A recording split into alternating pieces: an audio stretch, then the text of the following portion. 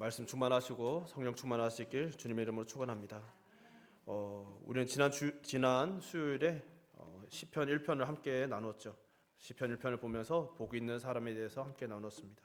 오늘 시편 2편을 통해서 함께 또 복에 대해서 생각해 보기를 소망합니다.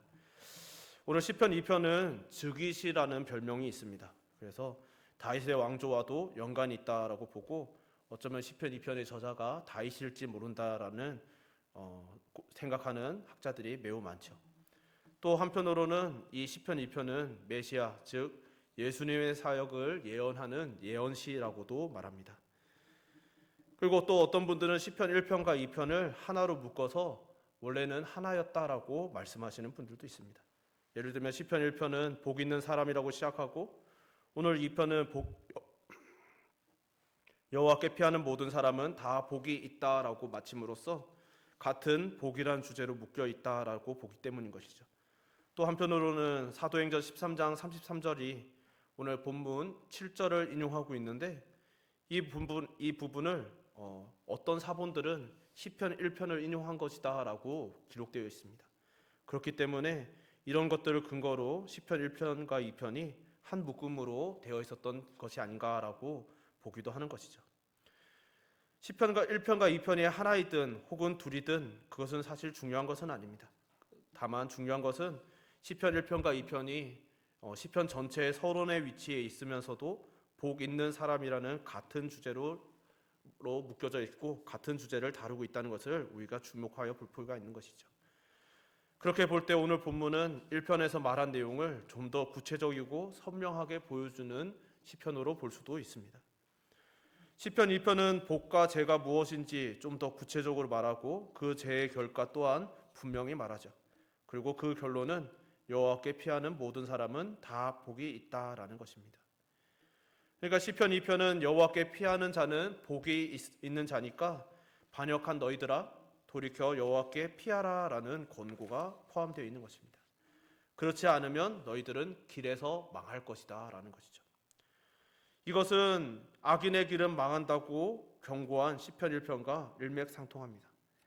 시편 2편은 또 각각 3절씩 끊어서 4장면으로 구성되죠. 먼저 1절에서 3절은 여호와와 그 기름 부음 받은 자를 대적하는 군왕들의 이야기를 하고 4절에서 6절은 그들에 대한 하나님의 반응과 왕을 세우셨다는 말씀이 나옵니다. 이어지는 7절에서 9절은 세상을 통치하겠다고 약속하시는 기름 부음 받은 자의 말씀이 나오고 마지막으로 10절에서 12절은 시편 기자가 온 세상을 향해서 권면하는 말씀이죠. 사실 시편 기자가 권면하는 것처럼 보이지만 하나님께서 권면하시는 것으로 보기도 합니다. 이런 구조를 염두에 두고 우리가 말씀을 살펴보기를 소망합니다. 먼저 1절을 보면 이방 나라들이 분노하며 민족들이 헛된 일을 꾸민다라고 시작하고 있죠. 이방 나라와 민족은 하나님을 떠난 온 세상을 말합니다.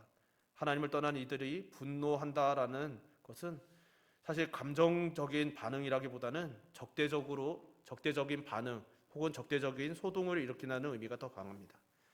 즉 하나님을 반대하여 난리 혹은 소요 상태를 일으키는 것을 말하죠. 그리고 그것을 경영한다라고 말하는데 일을 꾸민다, 경영한다 라는 표현들이 뒤에 나오게 되는데 이것은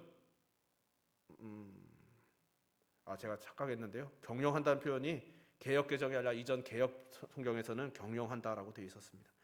이것은 음모를 꾸미고 작전을 짠다는 것을 말하는 것입니다. 그런데 이 모든 것들은 헛된 일이라고 말씀하고 계시는 것이죠. 하나님을 대적하는 모든 시도는 결국 헛될 수밖에 없다라고 말하는 것입니다. 왜냐하면 절대로 성공할 수 없기 때문인 것이죠. 그들이 대적하고자 하는 분은 누구십니까? 2절 하반절에 여호와와 그의 기름 부음 받은 자를 대적한다라고 말하죠. 여호와와 그의 기름 부음 받은 자를 대적합니다. 여기서 많은 이들이 기름 부음 받은 자가 누구인지를 궁금해했고 역사적으로 그것에 대한 많은 연구들이 있었습니다. 또 많은 의견들도 있죠. 1차적으로는 다윗이라는 데는 큰 의견이 없는 것 같습니다. 그렇지만 우리는 성경적인 관점에서 이 기름 부음 받은 자가 다윗으로 끝나지 않고 예수 그리스도이시다라고 믿고 있죠. 왜냐하면 신약에서 특별히 사도행전 4장 25절에서 26절을 통해 사도들의 관점을 볼 수 있기 때문입니다. 사도행전 4장 25절에 26절에 이렇게 기록되어 있습니다. 또 주의 종 우리 조상 다윗의 입을 통하여 성령으로 말씀하시기를 어찌하여 열방이 분노하며 족속들이 허사를 경영하였는고 세상의 군왕들이 나서며 관리들이 함께 모여 주와 그의 그리스도를 대적하도다 하신 이로소이다. 여기서 사도들이 분명하게 오늘 본문 말씀의 이 구절을 에서 기름 부음 받은 자를 그리스도라고 해석하고 있는 것이죠. 물론 기름 부음 받은 자라는 말이 히브리어는 메시아이고 헬라어로 번역하면 그리스도이긴 합니다. 그렇지만 우리는 사도들이 언급한 그리스도는 그냥 일반적인 왕, 제사장 혹은 선지자들을 말하는 것이 아닌 우리 주 예수 그리스도이심을 말하는 것이 분명하죠. 우리 교회가 성경을 해석하는 가장 중요한 원칙 중에 하나는 성경은 성경으로 해석해야 한다는 것입니다. 그렇게 오늘 말씀은 그리스도에게까지 확장되는 복음이 담겨 있는 말씀이기도 한 것이죠. 하나님을 떠난 세상과 그 권력자들은 성부 하나님과 그리스도를 대적합니다. 그리고 이것이 성경이 말하는 타락한 세상의 본성인 것이죠. 이 세상의 본성에 대해 우리 주님께서는 제자들에게 세상이 너희를 미워하면 너희보다 먼저 나를 미워한 줄 알라. 너희가 세상에 속하였으면 세상이 자기의 것을 사랑할 것이나 너희는 세상에 속한 자가 아니요 도리어 내가 너희를 세상에서 택하였기 때문에 세상이 너희를 미워하느니라 라고 말씀하시죠. 또 바울은 에베소서에서 그때 너희는 그 가운데 행하여 이 세상 풍조를 따르고 공중의 권세 잡은 자를 따랐으니 곧 지금 불순종의 아들들 가운데서 역사하는 영이라. 전에는 우리도 다 그 가운데서 우리의 육체의 욕심을 따라 지내며 육체와 마음에 원하는 것을 하여 다른 이들과 같이 본질상 진노의 자녀였더니라고 알려주십니다. 이것이 하나님과 세상, 그리스도와 세상, 교회와 세상과의 관계의 본질인 것이죠. 우리는 때로는 세상과 다를 바 없는 삶을 사는 것처럼 보여도 또 세상 속에 살아가기 때문에 세상 중에 하나인 것처럼 보여도 본질상 우리는 하나가 될 수 없는 것이고 그들과 우리는 본질상 다른 존재들인 것이죠. 3절은 세상과 권력자들이 무엇을 원하는지를 또 구체적으로 알려줍니다. 3절에 우리가 그들의 맨 것을 끊고 그의 결박을 벗어버리자라고 말하는 것이죠. 이것은 하나님의 통치로부터 벗어나겠다라는 것입니다. 왜요? 하나님이 싫으니까 그렇습니다. 이것이 죄의 본성인 것이죠. 죄는 하나님과 또 하나님과의 관계된 모든 것을 싫어하는 성향을 말합니다. 하나님의 다스림과 통치로부터 벗어나려고 필사적으로 노력하는 것이 죄인 것이죠. 그렇기 때문에 그냥 그저 인간의 관점을 볼 때는 이것까지 죄인가 싶을 때가 많이 있는 것이죠. 아담과 하와가 범죄한 것은 하나님으로부터 벗어나 자신이 하나님이 되려는 시도였습니다. 그 시도 이래로 이 세상은 끊임없이 하나님으로부터 벗어나려는 것이죠. 심지어 하나님의 백성 이스라엘도 그 역사 속에서 끊임없이 하나님으로부터 벗어나려는 것을 보죠. 이스라엘 백성들이 얼마나 놀라운 기적으로 하나님을 경험하였습니까? 종이었던 노예였던 자들이 하나님의 사랑으로 노예의 신분에서 해방되었을 뿐만 아니라 약속의 땅에 들어가서 그곳에서 나라를 세웁니다. 그리고 그곳에서 나라와 민족을 번성케 하죠. 많은 은혜를 누렸음에도 불구하고 그들은 하나님으로부터 떠나는 일에 신속한 것을 봅니다. 여로보암을 비롯한 여러 왕들이 그것을 부추겼다거나 하나 그들이 하나님을 벗어나는 일들에서 머뭇거림이 없는 것을 우리는 보는 것이죠. 심지어 하나님께서 놀라운 역사로 그들을 돌이키실 때에도 그들이 그 순간에는 하나님 앞에 회개한 듯이 보이지만 그 이후로 또다시 신속하게 하나님으로부터 멀어진 것을 우리는 역사 속에서 보아오고 있는 것이죠. 이것은 비단 이스라엘뿐만 아니라 모든 교회의 역사 속에서 또 교회의 역사라는 것을 거창하게 보지 않아도 우리 개인 사회에서도 일어나는 것이죠. 여러분들 앞에 있는 저 또한 매일매일 하나님의 뜻으로부터 벗어나려는 저의 모습과 끊임없이 싸웁니다. 하나님 앞에 기도하지 않으면, 하나님 말씀 앞에 저를 비추어서 그곳에 복종하려고 하지 않으면 끊임없이 다른 욕망들이 제 안에 스물스물 올라오는 것이죠. 이런 것들과 싸우는 것이 바로 우리의 본질인 것이죠.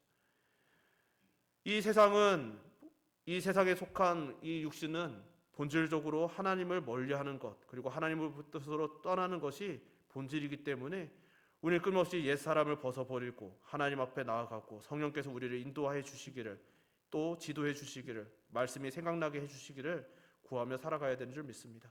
간절히 바라기는 이 자리에 있는 저와 여러분, 우리 모두는 이 세상의 본질로부터 벗어나 날마다 하나님 앞에서 믿음으로 살아가시기를 주님의 이름으로 축원합니다.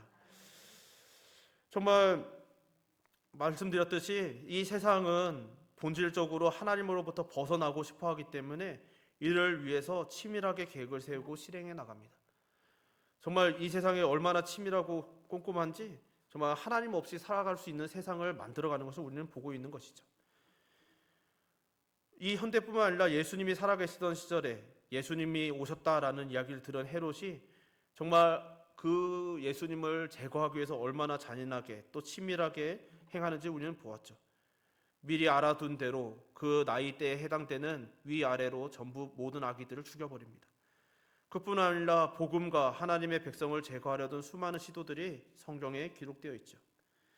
또 앞서 언급하였듯 사도들과 초대교회가 빌라도와 헤롯 등이 모여 우리 주 예수 그리스도를 십자가에 못 박은 일이 시편 2편의 성취로 보았다는 것도 그렇고, 이후 성경에 기록되지 않아도 로마 당국의 박해, 또 선교 초기 조선과 또 세계 각국의 거절과 박해의 역사를 우리는 너무나 잘 알고 있습니다.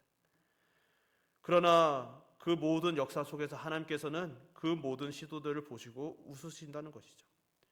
과거에도 그렇고 지금도 그러하시고 앞으로도 그 모든 시도들을 비웃으신다는 것입니다. 시편 기자는 하나님을 하늘에 계신 분이시라고 표현합니다. 이 하늘에 계시다라는 것이 우리가 인간들은 초월적이며 능력이 있어서 무한하신 우리 인간과 모든 면에서 다른 분이시라는 것 표현으로 이 하늘이라는 표현을 사용하죠. 즉 이 땅의 영향을 받지 않으시는 주권적인 분이심을 시편 기자는 이야기하는 것입니다. 그 하나님께서, 하늘에 계신 분께서 웃으시며 주께서 그들을 비웃으신다는 것입니다. 세상과 세상의 모든 권력자들이 모였을 때 우리는 때론 무서워하죠. 이 시대에도 미국이나 러시아 이런 강대국들이 모여서 뜻을 모으면 온 세상 사람들이 긴장하죠. 정말 강대국들의 권력자들이 어떤 뜻을 펼치려고 하면 그것이 어떤 일이 있을까 해서 우리들이 많이 긴장합니다. 오늘 지금 이 시대도 우리는 그런 긴장되는 모습들을 보고 있죠.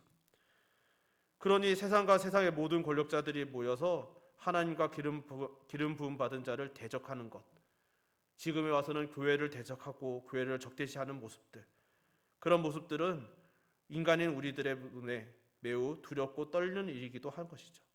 그러나 그때 우리는 두렵고 떨리는 그들을 바라보는 것이 아니라 하나님께서 어떤 모습을 하시겠는지, 어떤 생각을 하시며 어떤 반응을 보이시기를런지를 떠올려야 하는 줄 믿습니다.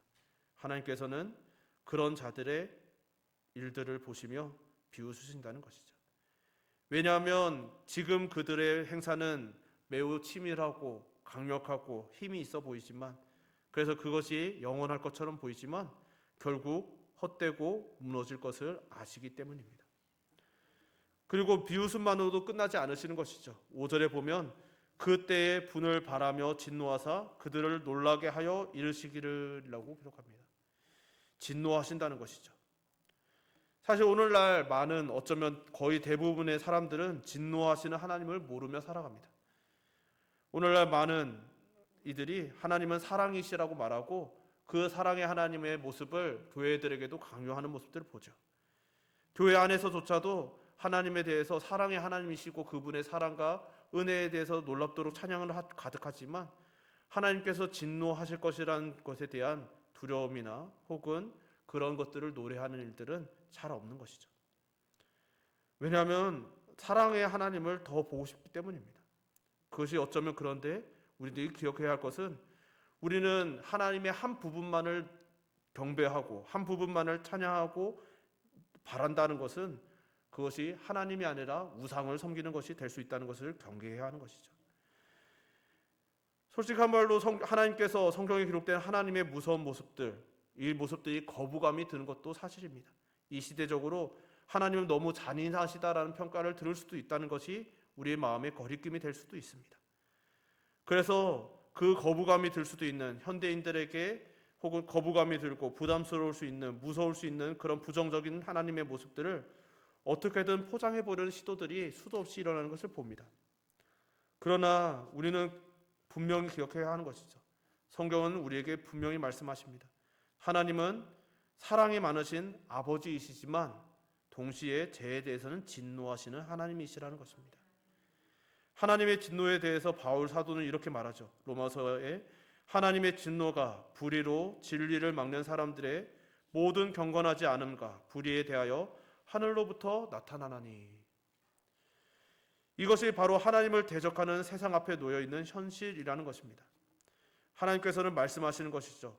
내가 나의 왕을 내 거룩한 산 시온에 세웠다.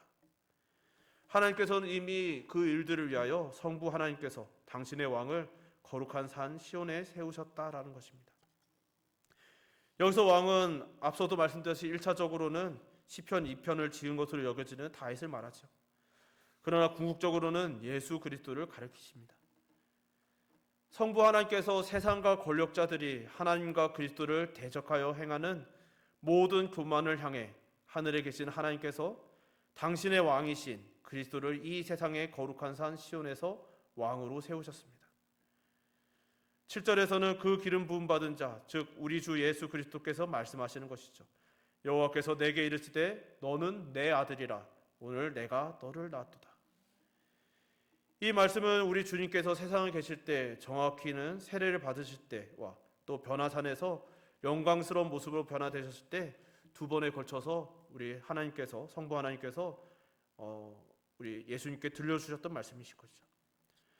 앞서 설명하였듯 사도들은 사도행전을 통해 성부 하나님께서 성자 예수님께 하신 말씀임을 분명히 고백하였고 히브리서 기자 역시 1장과 5장 두 번에 걸쳐서 인용하면서 같은 고백을 하죠. 성부 하나님께서는 기름 부음 받은 자에게 구하라고 말씀하시고 또 구하시기 전에 이미 열방을 유업으로 주시고 소유가 땅끝까지 이르겠다는 약속을 주셨습니다. 여기서 유업이라고 표현된 단어는 종종 기업이라고도 번역되는 단어이죠. 그러니까 유업과 기업은 같은 단어인데 이 유업이라는 단어는 하나님께서 그의 백성들에게 주시는 것을 말합니다. 그렇기 때문에 하나님께 주셨기 때문에 누구도 뺏을 수 없는 그분의 백성의 영원한 소유였습니다. 그래서 율법은 기업으로 받은 땅은 희년 혹 빚 때문에 대출 때문에 빼앗기게 된다 할지라도 희년이 되면 돌려주어야만 했고 돌려받을 수 있도록 되어 있었던 것이죠. 그래서 이 유업은 구약에서는 하나님께서 이스라엘에게 주신 가나안 땅을 말하고 신약에서는 하나님 나라가 됩니다. 그렇게 주신 권세로 우리 주님은 무엇을 하십니까? 9절 말씀이죠. 내가 철장으로 그들을 깨뜨리며 질그릇같이 부수리라 하시는도다. 박살내 버리겠다고 말씀하고 계시는 것이죠. 그리고 이런 날이 반드시 올 것이라고 선언하고 계신 것입니다. 우리가 이 땅을 살아가면서 이 선언, 예수님께서 반드시 우리 주님께서 반드시 이런 날을 올 것이라는 것을 이런 날에 오실 것 재림하실 것이라는 걸 믿는 믿음이 우리에게 반드시 필요한 것이죠. 왜냐하면 이것이 우리가 신앙생활하는 근본 힘이기도 하기 때문입니다.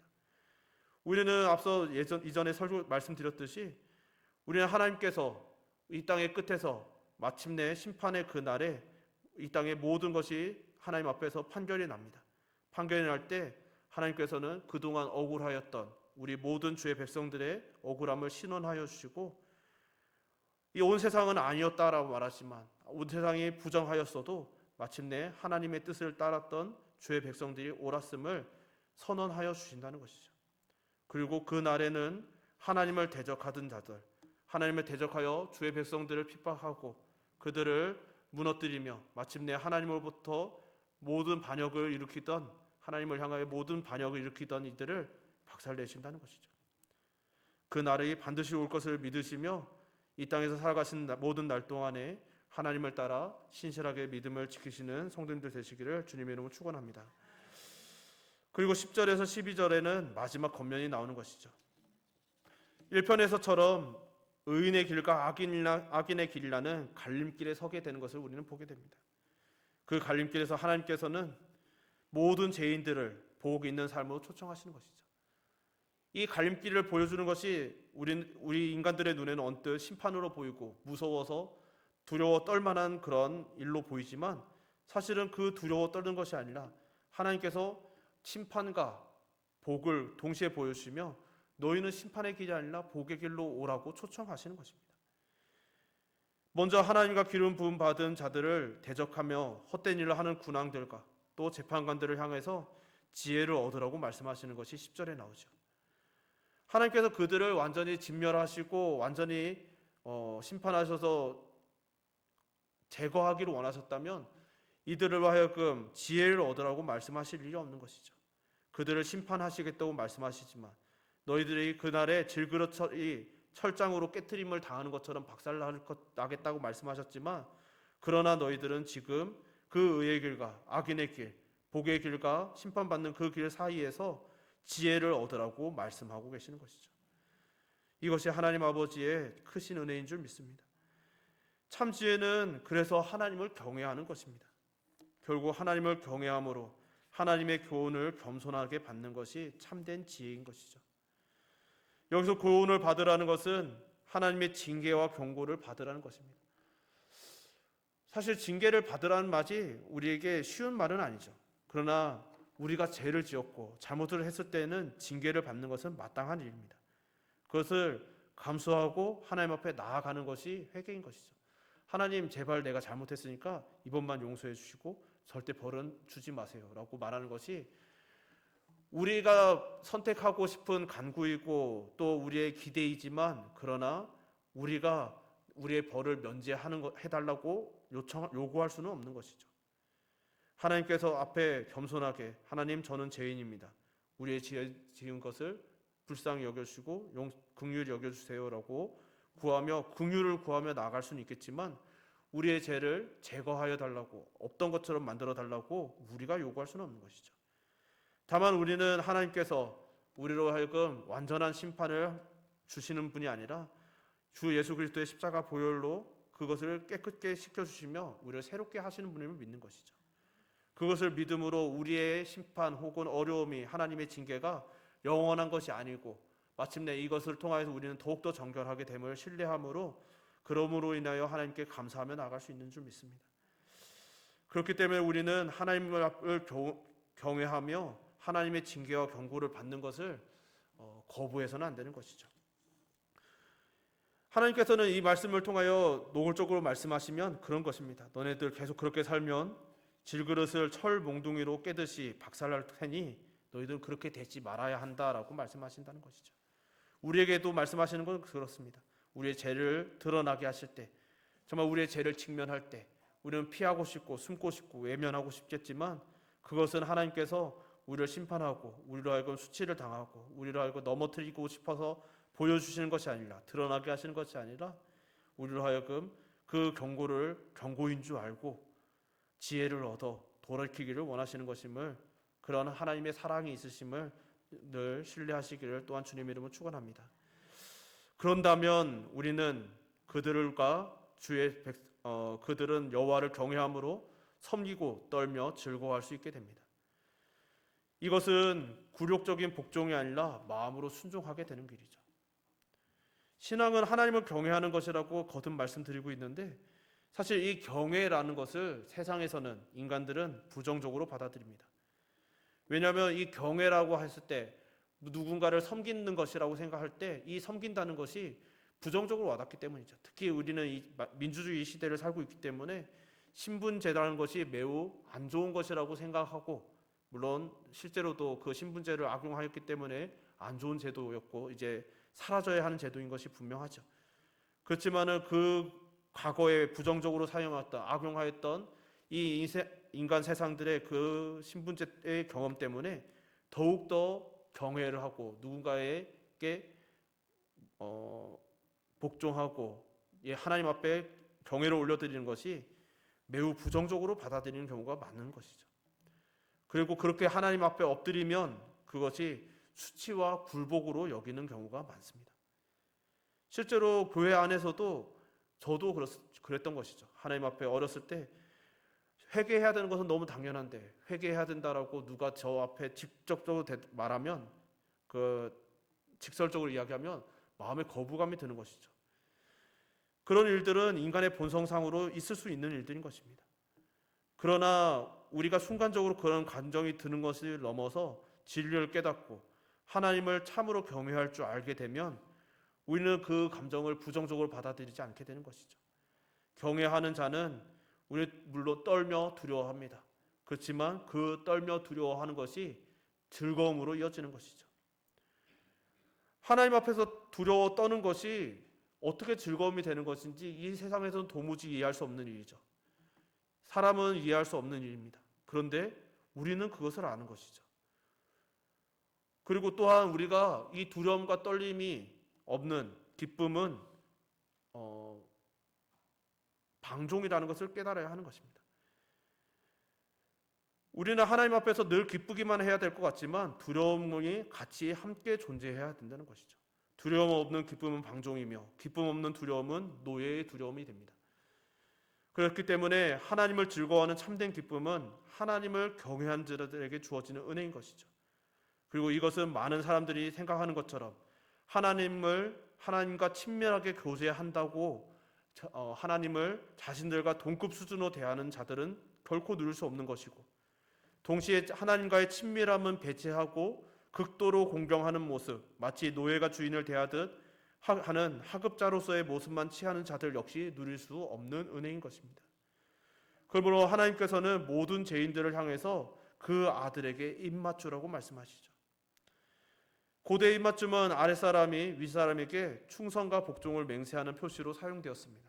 그렇기 때문에 여기서 입맞추라는 것은 너희들은 그 아들, 즉 예수 그리스도께 충성과 복종을 맹세하라는 것이죠. 너희는 주 예수 그리스도께 충성과 복종을 맹세하면 만군의 만왕의 왕이시며 만주의 주이신 예수님께서 그걸 인정하는 것이 된다라는 것이죠. 그리고 그렇게 그것을 인정하면 우리는 주 예수 그리스도 안에 속한 자가 되는 것이죠. 그렇지 않으면 12절에 말씀하시듯 그렇지 않으면 진노하심으로 너희가 길에서 망하리니 그의 진노가 급하심이라 라는 것입니다. 철장으로 질그릇을 부수는 일이 곧 올 것이라는 것이죠. 이 모든 일은 그 아들이신 예수 그리스도께 어떤 태도를 보이는지에 따라 결정될 것이라고 말씀하고 계시는 것입니다. 왜냐하면 성자 예수 그리스도께 보이는 태도가 곧 성부 하나님을 향한 태도이기 때문입니다. 그래서 시편 기자는 12절 끝에서 외치는 것이죠. 여호와께 피하는 모든 사람은 다 복이 있도다. 아멘. 이렇게 복 있는 사람에 대한 시편은 1편에서 시작해서 2편으로 마치고 있는 것이죠. 복 있는 사람은 결국 여호와를 의지하는 자입니다. 하나님과 그리스도를 향하여 반역하던 자리에서 돌이켜 그리스도께 입맞추고 그리스도께 충성과 복종을 맹세하며 여호와를 경외함으로 섬기고 두려워 떨며 즐거워하는 자가 복이 있는 자입니다. 여호와께서 피난처이심을 아는 사람, 그 아들 주 예수 그리스도께서 안에서 하나님의 진노를 피하는 사람이 복 있는 사람인 것이죠. 이런 사람이 바로 시냇가에 심은 나무이고 형통한 사람이고 하나님의 인정을 받는 사람입니다. 이 은혜가 와닿아야 되는 것이죠. 예수님께서는 우리에게 분명히 말씀하시는 것입니다. 너희들이 내 안에 거하고 내가 너희 안에 있으면 복이 있다고 말씀하신 것이고 너희들이 나에게 붙어 있어야만 열매를 맺는다 말씀하시는 것이죠. 이때 중요한 것은 우리가 예수님께 충성을 맹세할 때, 정말 입맞춤할 때 그것이 우리에게가 굴종하는 것이 아니라 우리는 그것을 통하여 예수님 안으로 예수님께 속한 자가 된다는 것입니다. 그러면 하나님께서는 이 세상을 향한 진노 중에도 하나님께서 사랑하시는 자, 내가 왕으로 세운 내 사랑은 내 아들 안에 있는 우리들을 예수님 안에 계신 그 안에 있는 우리를 바라보시며 예수님을 통해 바라보시기 때문에 우리를 예수님을 보시듯 바라봐 주신다는 것이죠. 그러므로 인하여 우리는 예수님 안에서 양자가 되는 것입니다. 예수님 안에서 하나님의 백성이 됩니다. 예수님 안에서 모든 심판으로부터 벗어나게 되는 것이죠. 사랑하는 성도 여러분, 우리는 어떤 자들입니까? 하나님을 예수님만을 의지하는 자들입니까? 그분을 경외함으로 그분께 피하셨습니까? 우리는 그렇다라고 생각하지만 우리의 삶이 과연 그러하고 있는지, 우리의 삶은 어떠한지, 과연 그 길에서 떠나고 있지는 않은지 날마다 돌아보며 점검하는 은혜가 있으시기를 주님의 이름으로 축원합니다.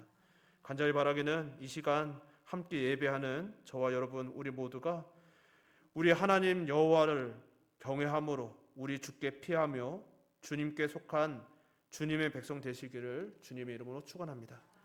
우리 이 시간 함께 찬양 한 곡 불렀으면 좋겠습니다. 찬양 가사를 생각하면서 함께 불러 찬양했으면 좋겠는데요. 너는 내 아들이라 라는 찬양입니다. 하나님께서 오늘 우리를 주의 자녀로 부르셨을 때는 우리가 예수님 안에 거하는 존재로서 예수님 안에서 자녀로 부르신 것을 믿으심으로 함께 찬양으로 고백했으면 좋겠습니다.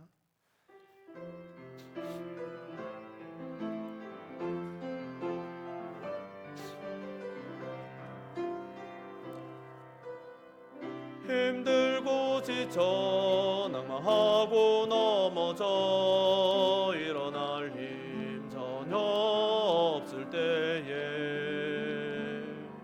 조용히 다가와 손잡아 주시며 나에게 말씀하시네.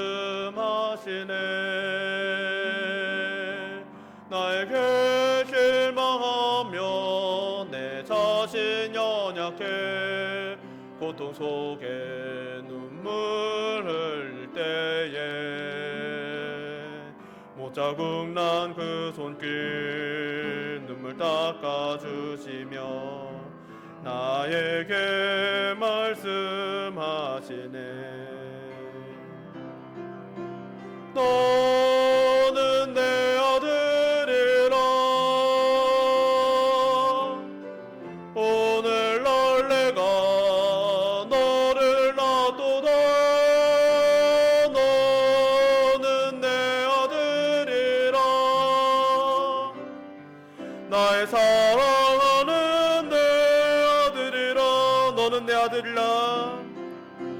너는 내 아들이라. 오늘날 내가 너를 놔두다. 너는 내 아들이라. 나의 사랑하는 내 아들이라. 언제나 변함없이 너는 내 아들이라. 나의 십자가 고통 해산의 그 고통으로 내가 너를 낳았으니 너는 내 아들이라. 오늘날 내가 너를 놔두다. 너는 내 아들이라. 나의 사랑하는 내 아들이라. 우리 시간 함께 말씀 기억하면서 기도합시다. 하나님께서는 우리 주 예수 그리스도를 아들로 거듭 고백하시면서 그 사랑을 고백하시면서 그 안에 있는 우리들 또한 나의 아들이라고 불러주셨음을 기억합시다. 그것을 기억하며 우리가 때로는 하나님을 경외함으로 두렵고 떨려서 내 자신이 실망스러울 때, 그래서 두려워 떨릴 때, 그러나 내가 변함없이 예수 안에 있으므로 내가 여전히 하나님의 자녀임을 기억하게 하여 주시고, 또한 내가 정말 너무나 기쁘고 정말 모든 것이 형통하는 순간에도 내가 예수 안에 있음으로 인하여 내가 예수 안에 있어야만 하나님의 자녀임을 자각함으로 겸비하고 하나님 앞에 그 모든 것을 내려놓고 겸손히 나아갈 수 있는 그런 지혜로운 주의 자녀 되게 하여 달라고, 변함없는 하나님의 자녀로 살아가게 하여 달라고 이 시간 우리의 믿음을 위하여 우리의 고백을 놓고 함께 기도하겠습니다. 기도합시다. 주여 하나님 아버지, 오늘 이렇게 저희들에게 주신 말씀을 기억하며 하나님께 찬양과 또 경배를 올려드립니다. 하나님, 우리들은 정말 죄인이라 정말 어떠한 소망도 없었고, 주 하나님 아버지, 되새기고 되새기며 얼마나 절망적이고 또 얼마나 좌절스러운 자인지 되새깁니다. 주 하나님 아버지, 그것을 깨닫는 순간에 그 공포와 두려움, 주 하나님을 배웠을 때 내가 엎드려지며 나는 망하였구나, 나는 죄인이었구나, 정말 나는 절대로 소망이 없는 자였구나 라고 깨달았을 때 느꼈던 두려움이, 그 공포와 절망이 되새겨집니다. 주 하나님을 그리하여서 하나님, 우리가 이 세상에 살아가는 동안 내가 죄인임이 되새겨질 때, 내 죄가 다시금 드러날 때 두려워 떨리고 내 자신이 너무 실망스럽고 주 하나님을 그리하여 두렵고 떨려 하나님 앞에 정말 눈물을 흘리게 될 때, 그러나 그 순간에 예수 그리스도께서 우리 주님께서 내가 너를 위하여 십자가에 달려 죽음으로, 내가 너를 해산의 고통으로 너를 낳았으므로, 너가 내 안에 있으므로 너는 내 자녀이고 너는 내 것이고 내 아들이라고 주 하나님의 속삭여 주시는 그 사랑의 고백을 기억하며 주 하나님의 새 힘을 얻게 하여 주셨고, 때로는 모든 것이 형통한 것처럼 보여서 우리 마음에 교만이 들어오려는 그 순간에 내가 예수님을 벗어나면 난 결코 하나님의 자녀가 될 수도 없고 저 어떤 소망도 없는 자임을 자각하고 하나님 앞에 겸비하고 겸손하며 겸손히 주님 앞에 나와 나는 예수님 안에 있으므로 형통한 자라고 고백하며 내가 예수님 안에 거할 수 있게 오늘도 붙잡아 달라고 주 하나님 앞에 주님 매달리는 자, 주님 앞에 엎드리는 자, 그의 하나님을 경외하는 자 되게 하여 주옵소서.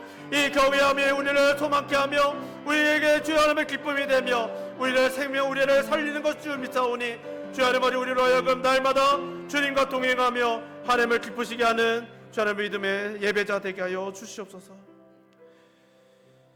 사랑만큼이나 풍성하신 하나님 아버지, 오늘 우리의 간구를 통하여 우리의 믿음을 고백하였사오니 이 고백처럼 우리가 늘 하나님을 기뻐하며 하나님을 영화롭게 하며 또 하나님 안에 거하는 하나님의 자녀 되게 하여 주시옵소서. 그렇게 우리를 인도하시고 지켜주신 줄 믿사오며 예수님 이름으로 기도드립니다. 아멘.